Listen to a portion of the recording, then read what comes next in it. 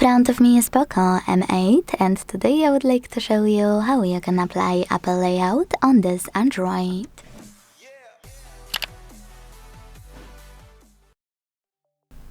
Start by opening Play Store and downloading LaunchOS from Launcher Studio Developer.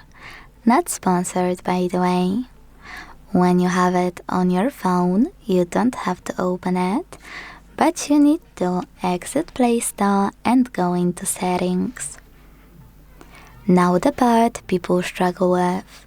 Scroll to hit Apps and go into Default Apps section. To do that, you need to tap on those three dots at the top right corner.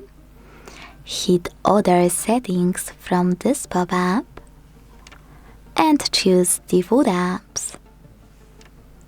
Finally, you can select Launcher at the top and tap on Launcher Pro to apply it.